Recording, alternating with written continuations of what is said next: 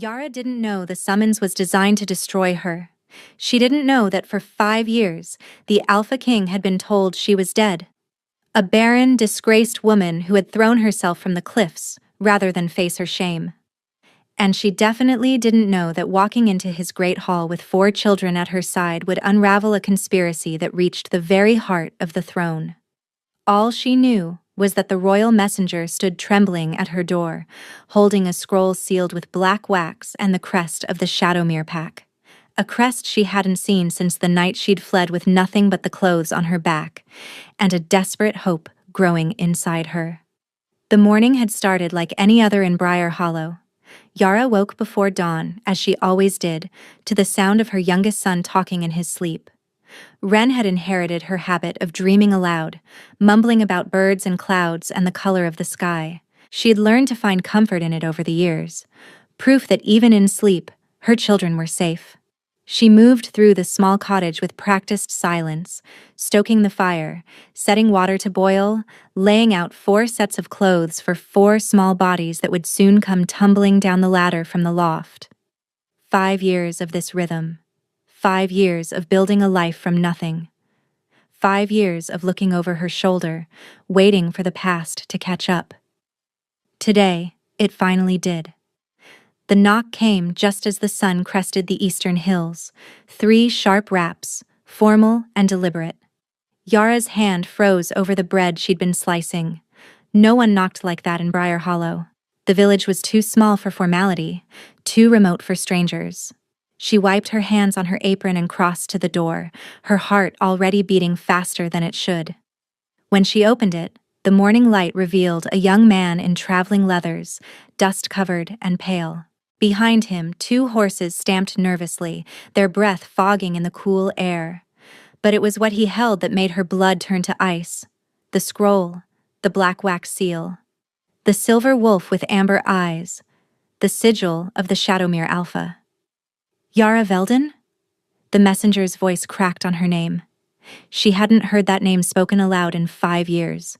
Here, she was simply Yara, the healer's widow, the quiet woman who kept to herself and raised her children alone.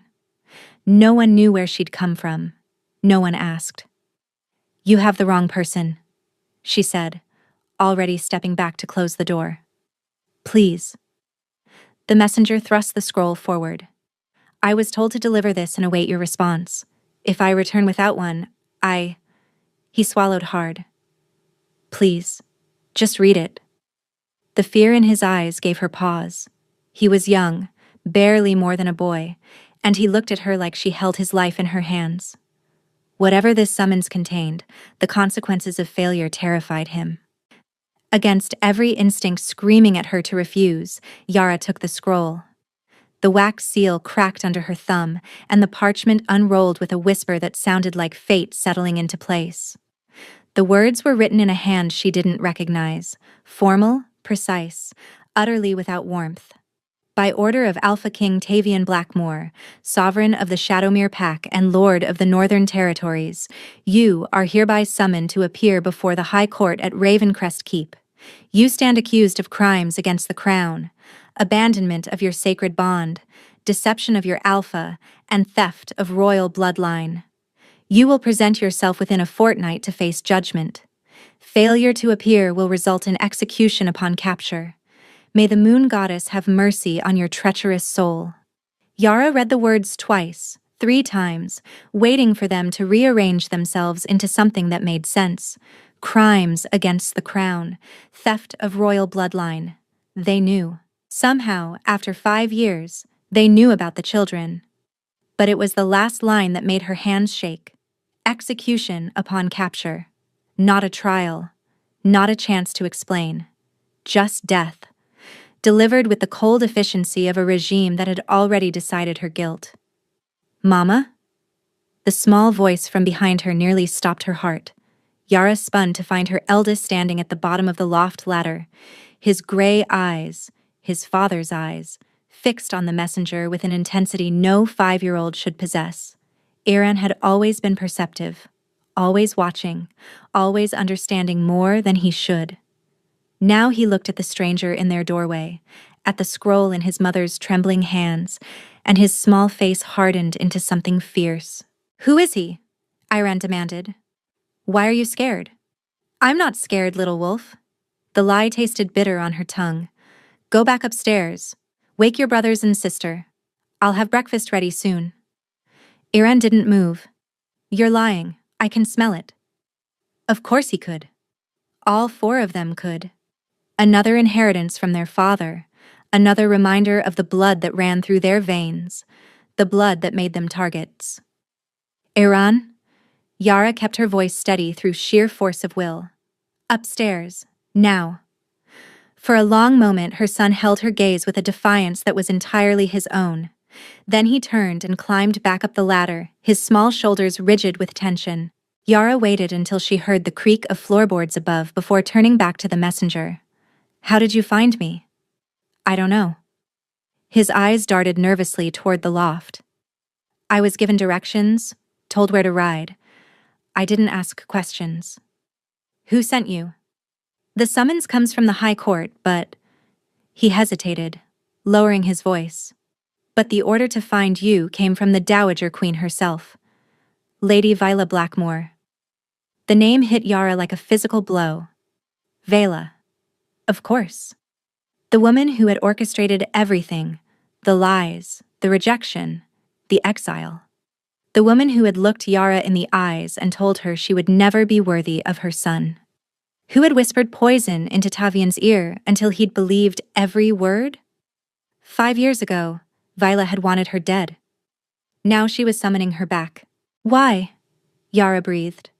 "After all this time, why now?" The messenger shook his head. "I don't know.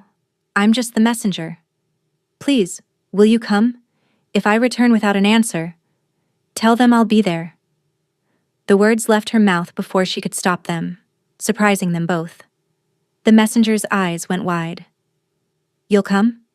Willingly?" Yara looked down at the scroll in her hands, at the threats and accusations scrawled across expensive parchment. She thought about running, packing her children in the dead of night and fleeing to somewhere even more remote, more hidden. She'd done it once. She could do it again. But running meant living in fear forever. Running meant teaching her children that their very existence was something to be ashamed of. Running meant letting Vela win. And Yara was so very tired of running. "Tell them I'll be there," she repeated. "But tell them this too. I won't be coming alone." The messenger practically fled to his horse, mounting with clumsy haste and spurring the animal down the road. Yara watched him go, the scroll crumpling in her fist, and felt something shift inside her. For 5 years, she'd been hiding, surviving, protecting her children from a truth that would paint targets on their backs. But her children weren't helpless anymore.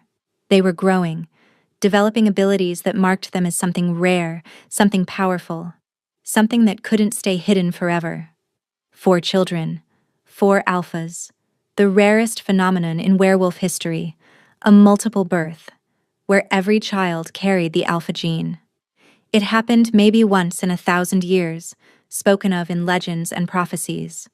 And it had happened to her. Vela had called her barren, had convinced Tavian that Yara was defective, incapable of producing heirs. She'd produced evidence, a healer's testimony, medical records, witnesses who swore they'd seen Yara taking herbs to prevent conception. All lies. Every single word. And now those lies were about to meet 4 living contradictions. All 4 children stood at the base of the ladder now, still in their sleep clothes, their eyes wide and watchful. Iran in front, protective as always. Corvin flanking him, already scowling, his dark hair wild from sleep. Behind them, Celine clutched Ren's hand, her pale eyes seeing far more than any child should. Her babies, her miracles, her reason for everything. "We're going on a journey," Yara said softly, crouching down to their level. "A long one, to a place I used to live, before you were born." "Why?" Corvin demanded. His voice was sharp, suspicious. Of the 4, he trusted the least, questioned the most. Yara hesitated. She'd always known this day would come, the day she'd have to explain who they really were, where they really came from. She'd practiced the words 100 times in her head, but none of them felt right. "Your father is there," she finally said. Silence. 4 small faces stared at her with varying degrees of shock, confusion, and something that might have been hope.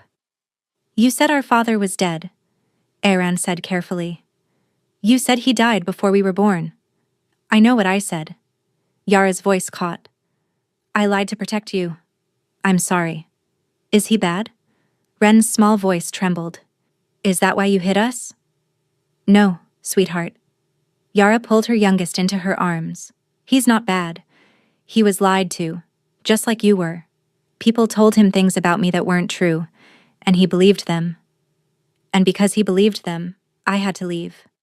"What kind of things?" Celine asked quietly. She was always quiet, always watching. Of the 4, her perception was the sharpest. They told him I couldn't have children, that I was barren. And now they've found out about you.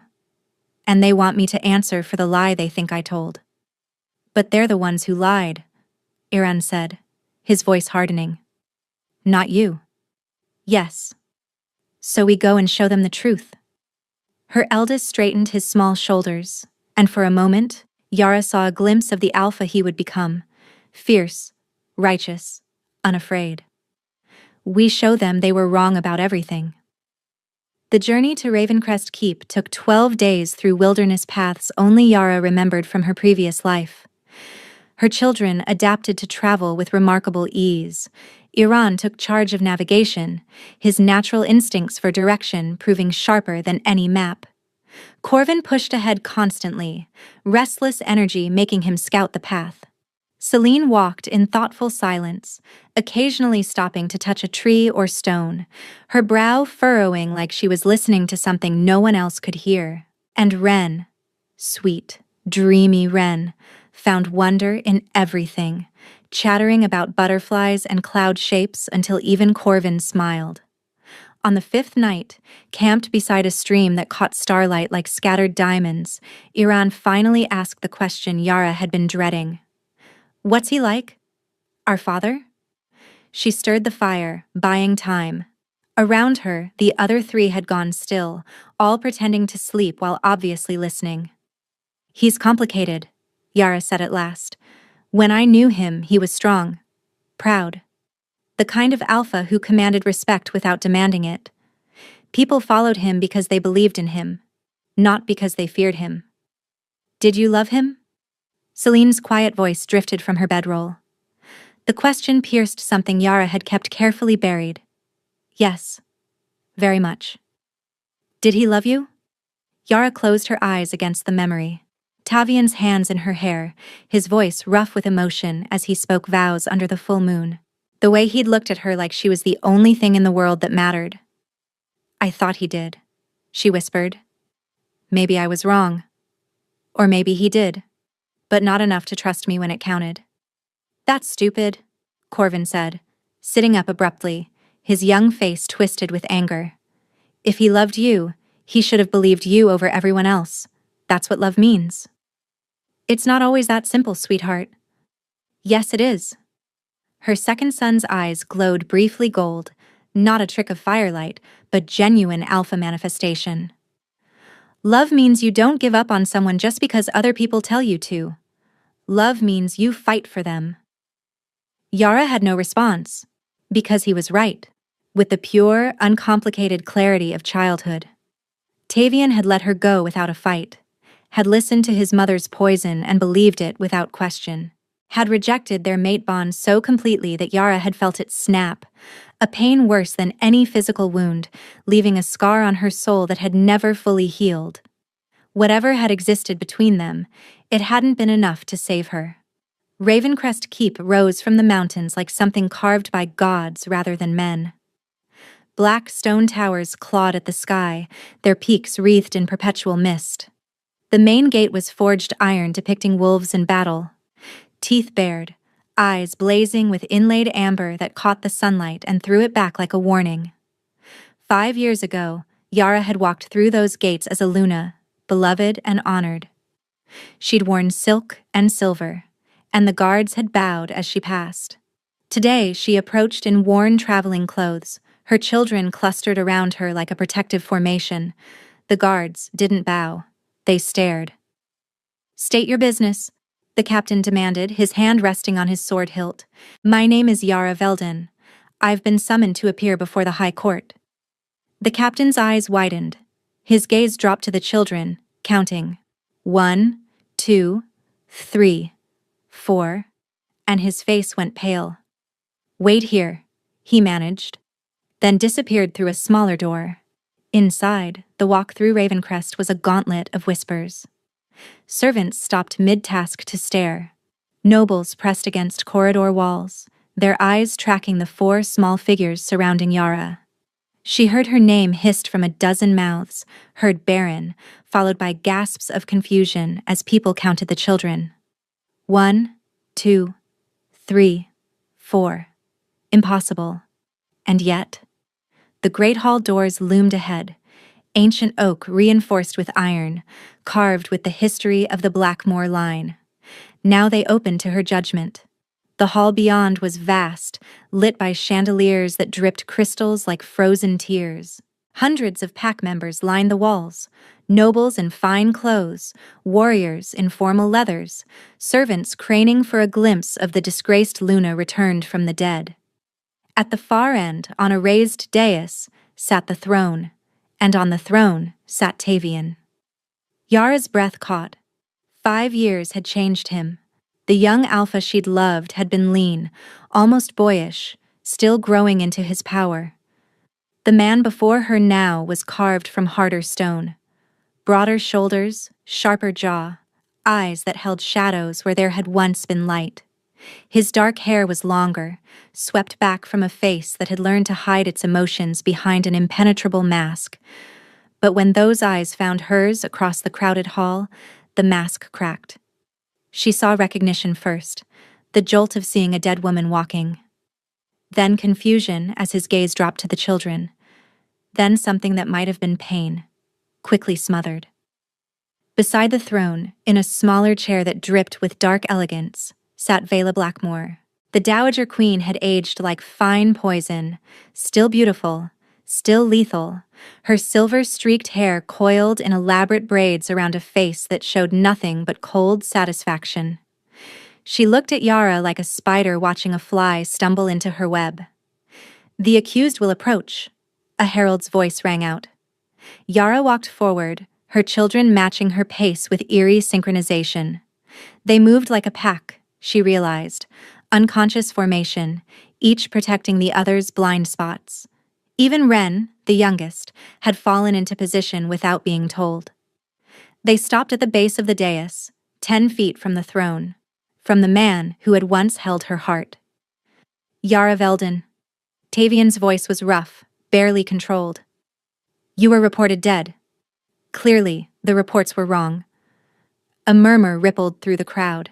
Yara didn't look away from Tavian's face, watching emotions flicker behind his eyes, too fast to name, too strong to hide completely. "You stand accused of abandoning your mate bond, deceiving your alpha, and—" His voice faltered. His gaze dropped to the children again, and this time, his composure slipped further. "And theft of royal bloodline. I abandoned nothing." Yara's voice rang clear through the hall.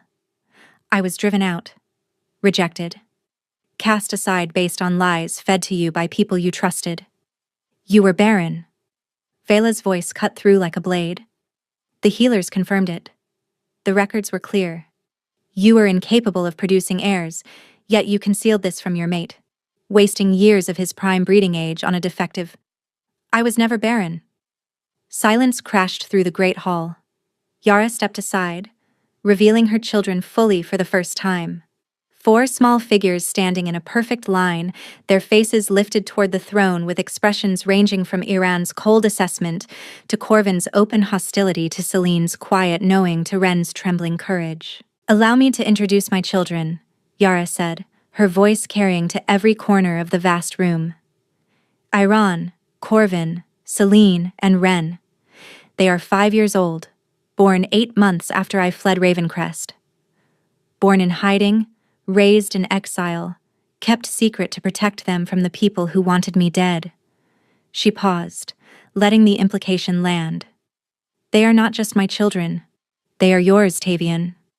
The crowd erupted. Shouts, gasps, the scrape of chairs as nobles surged to their feet for a better view. Guards moved to restore order, but the chaos only grew.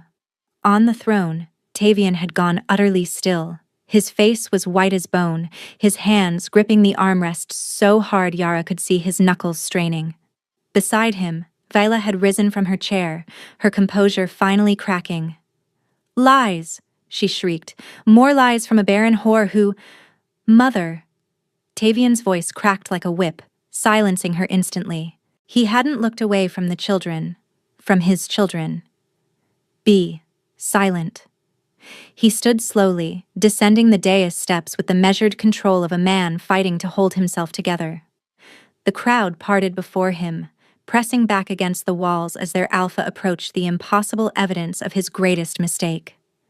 He stopped in front of Irene first. Father and son stared at each other. The same gray eyes, the same stubborn jaw, the same way of holding themselves like they were bracing against a storm. "Your name," Tavian said hoarsely. "Eiran." Her eldest didn't flinch, didn't bow, and didn't show an ounce of deference. "I'm the oldest. You have my eyes. I have my mother's courage. I don't know what I have of yours." The words landed like a slap. Tavian flinched, actually flinched, and Yara saw something shatter behind his expression. He moved to Corvin next, who glared up at him with undisguised hostility. "You hurt her," Corvin said before Tavian could speak. "You made her cry. I heard her, at night, when she thought we were sleeping." "Corvin," Yara started. "No." Her second son's eyes flashed gold, bright and unmistakable, the manifestation of alpha power, impossibly young, impossibly strong. He should know. He should know what he did. A collective gasp swept through the hall. Alpha eyes in a child, at 5 years old. Unheard of. Tavian took a step back, his own eyes flickering gold in response. Instinctive recognition of another alpha. His son. His alpha son. Before we continue, please take 2 seconds to like this video. He looked at Celine next, who met his gaze with an unsettling calm. "You're very sad," she said softly. "Underneath all the anger, you're so sad. You've been sad for a long time." Tavian's throat worked. "How do you—" "I see things." Celine's pale eyes seemed to look through him rather than at him. "Feel things. Mama says it's a gift. I think it's just paying attention." Finally, he reached Ren, the youngest, the smallest, trembling but refusing to hide behind his siblings. Tavian crouched down, bringing himself to the boy's level, and his voice dropped to something broken. "Hello, little one." "Hello." Ren's voice was barely a whisper. "Are you really our father?" Tavian closed his eyes. "Yes, I think I am." "Then why did you send Mama away? Didn't you want us?" The question hung in the air, innocent and devastating. And Yara watched as the Alpha King, the most powerful wolf in the Northern Territories, crumbled. "I didn't know." His voice cracked. "I didn't know you existed. I thought... I was told." He turned to look at Yara and his eyes were wet. "What have I done?" "You believed lies over your own mate bond." Yara's voice was steady, but it cost her everything to keep it that way. "You rejected me publicly, broke our bond, and left me with nothing. I found out I was pregnant 2 weeks after I fled. I've spent 5 years raising your children alone, hiding from the people who wanted me dead, and protecting them from a father who didn't know they existed." She stepped forward, and the crowd seemed to hold its breath. "So yes, Tavian, what have you done?" He rose slowly, facing her. They stood inches apart now, close enough that she could see the rapid pulse at his throat, smell the familiar scent that still made something ache deep in her chest. "Who told you I was barren?" she asked quietly. "Who showed you the evidence? Who convinced you to reject your fated mate? Tavian's gaze slid to the dais, to the smaller throne, to the woman who had risen to her feet with fury twisting her beautiful face. Mother, he breathed, what did you do? The great hall had gone deathly silent, every eye fixed on the Dowager Queen, who stood beside her empty throne like a statue carved from ice. Tavian. Vela's voice was honey over broken glass. You cannot possibly believe this woman's lies. She appears after 5 years with 4 children and claims they're yours? Any man could have fathered them. She was always... Their eyes turned gold, Mother. Tavian's voice was hollow. Alpha gold. In children who haven't even had their first shift. Do you understand how rare that is? How impossible? Coincidence. A trick of the light. I felt it. Tavian turned to face his mother fully. When the boy's eyes changed, I felt the pack bond try to form. My wolf recognized him, recognized all of them. Vela's composure flickered. Just for a moment. But Yara caught it. Fear. Real fear. Poorly hidden beneath layers of practiced arrogance. Desperation, Vela snapped. She has no proof. Actually, a new voice rang out. She does. The crowd parted as a figure emerged from the shadows near the hall's entrance. An old woman, bent with age but moving with surprising purpose, her gray hair escaping from a simple braid. Yara's breath caught. Hesta? The old woman smiled, her weathered face creasing with warmth. Hello, child. Did you think I'd let you face this alone? Who is this? Tavian demanded. Hesta Greymore. I was the royal healer for 32 years, before your mother had me retired. The old woman's aged eyes found the Alpha King. I delivered you, boy. Changed your swaddling clothes, treated your fevers and set your broken bones. And I examined your mate the day before she was cast out. The hall erupted in whispers. Vela had gone pale. You were dismissed, the Dowager Queen said tightly. Your testimony means nothing. I was dismissed because I refused to lie. Hesta's voice cracked like thunder. Your mother came to me the night before the trial, offered me gold, more gold than I'd seen in my entire life, to confirm that Yara was barren. When I refused, she threatened my family. When I still refused, she had me removed and replaced with someone who would say anything for coin. She reached into her cloak and withdrew a leather satchel. But I kept records. Real records. My examination notes, dated and sealed, proving Yara was perfectly healthy. A sample of the moon tea the witnesses claimed she drank. Nothing but colored water. Letters between your mother and the false healer discussing payments. And, she paused, a draft of the rejection speech your mother wrote for you, Tavian. Word for word what you said to your mate the day you cast her out. The silence was absolute. Yara remembered that speech. Every word burned into her memory like a brand. She'd always wondered how Tavian, her Tavian, who had once whispered poetry against her skin, could have spoken with such calculated cruelty. Now she knew. The words had never been his. Is this true? Tavian's voice was barely a whisper. He turned to his mother. Did you write what I said to her? Did you put those words in my mouth? Vila's chin lifted defiantly. I did what was necessary to protect this family. Protect? The word exploded from Tavian. You destroyed my mate. You drove away my children. You let me believe I was bonded to a woman who had deceived me. She was common, Tavian. A nobody with no political value. I had alliances arranged that would have strengthened our position tenfold. I expected you to respect my choice. Your choice was wrong. Vila's composure shattered. Love is a weakness kings cannot afford. So you took it from me. Tavian's voice went quiet, dangerously quiet. You took my mate, my children, 5 years of my life. You made me into someone who could speak those words, believe those lies. He looked at her like he was seeing a stranger. You made me into a monster. I made you a king. You made me alone. The roar shook the chandeliers. Yara felt her children press closer. This wasn't what she'd expected.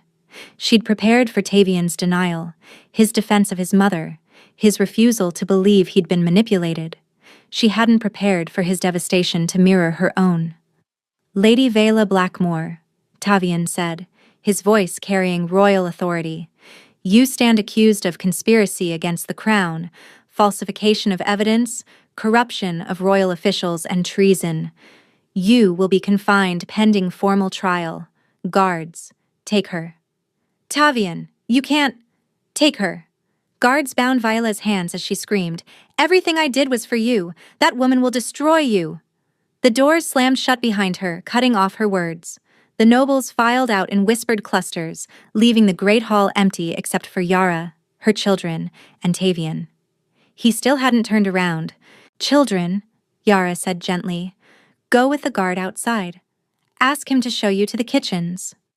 "We're not leaving you," Iran said firmly. "Not with him." "He won't hurt me. I need to talk to him alone. Can you give me that time?" After a long moment, Iran nodded and led his siblings away. Then she was alone with Tavian. He turned slowly, and Yara's breath caught at the devastation on his face. This wasn't the cold, controlled Alpha King who had sat on the throne. This was a man drowning in the wreckage of everything he'd believed. "I don't know where to start." His voice was hoarse. "I don't know how to apologize for this. What words exist for what I did to you? I don't know. I believed her. My own mother." He pressed the heels of his hands against his eyes.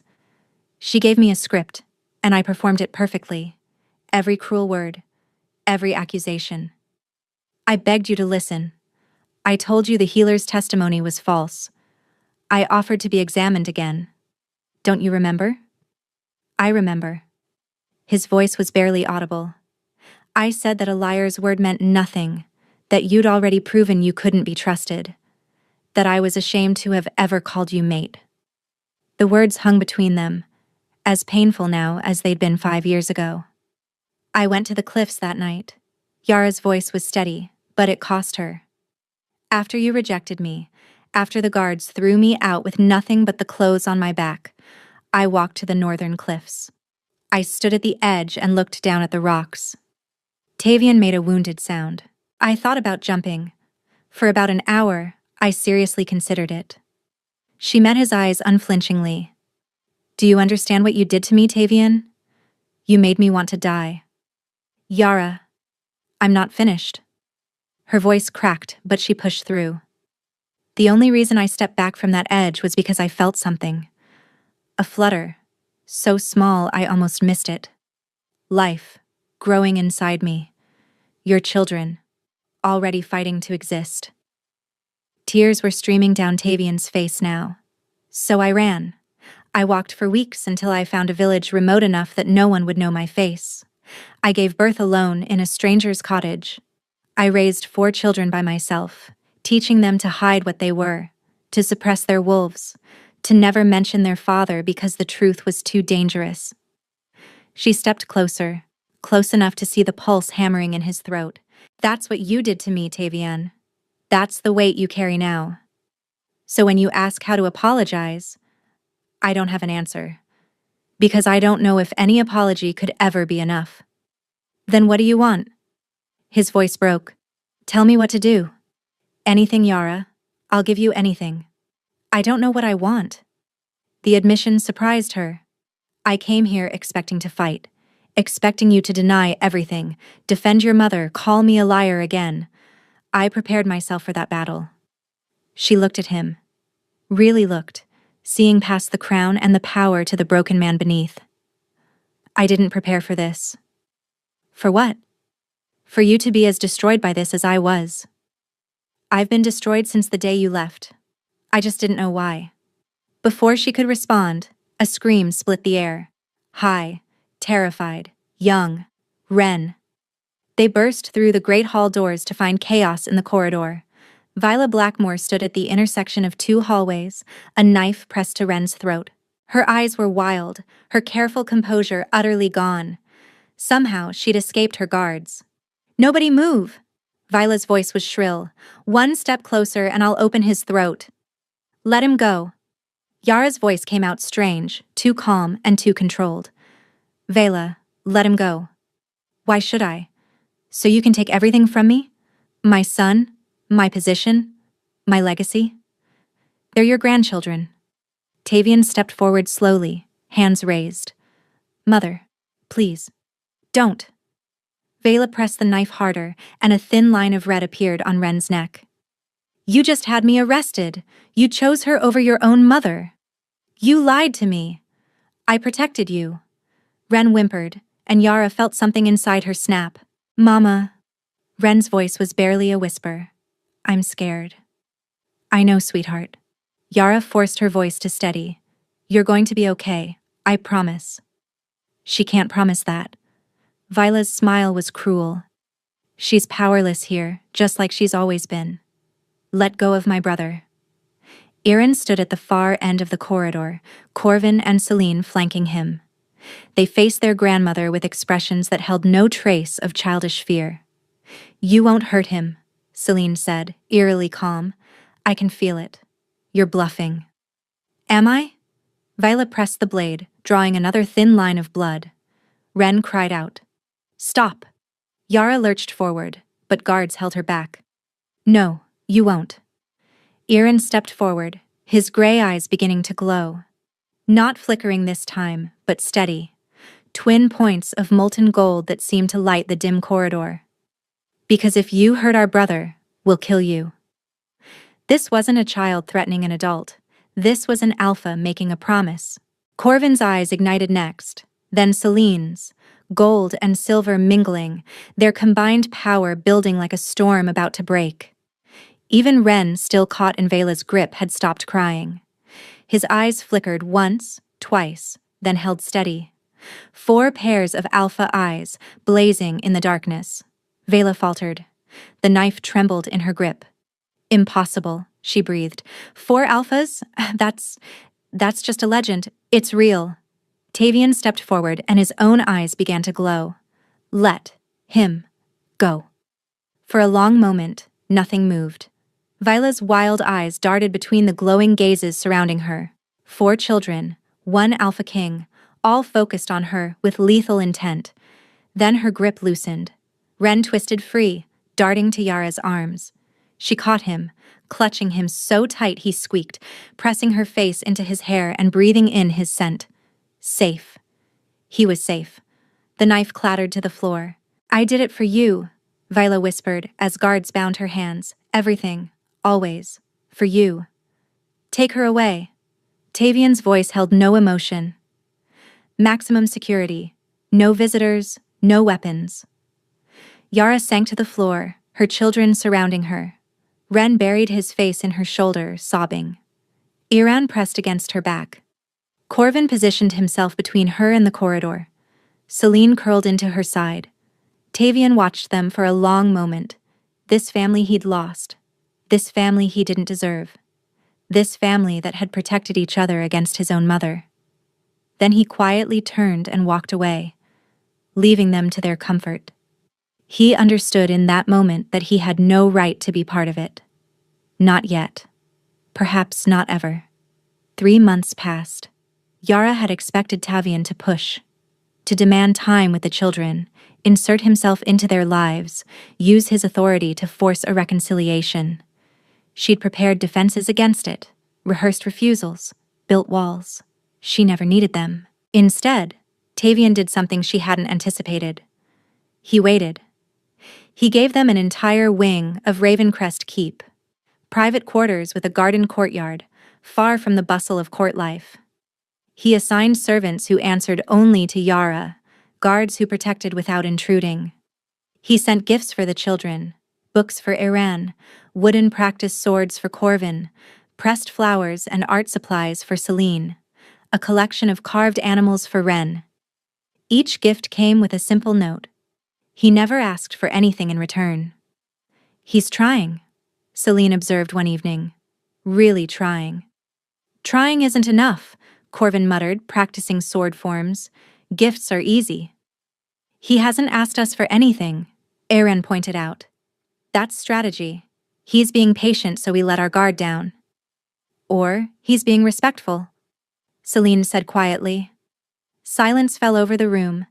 Ren, playing with his carved animals, looked up with troubled eyes.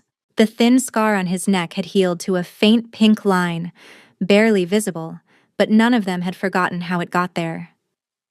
She's gone now, Yara said softly from the doorway. Vila's trial concluded this morning. She's been exiled to a remote holding in the northern mountains, stripped of title and privilege. Good, Corvin said fiercely. Do you want to know him? She asked carefully. Any of you? It's your choice. I won't force you either way. The children exchanged glances, that silent communication they'd developed in the womb. Finally, Iran spoke. I want to hear his perspective. No excuses, but what he thought was happening while we were growing up without him. I want to fight him, Corvin said. In training. I want to see what he's actually made of. I want to walk in the gardens, Celine said quietly. They looked at Ren, clutching a carved wolf, one of Tavian's childhood toys. I want to ask if he would have loved us, the youngest said. If he'd known.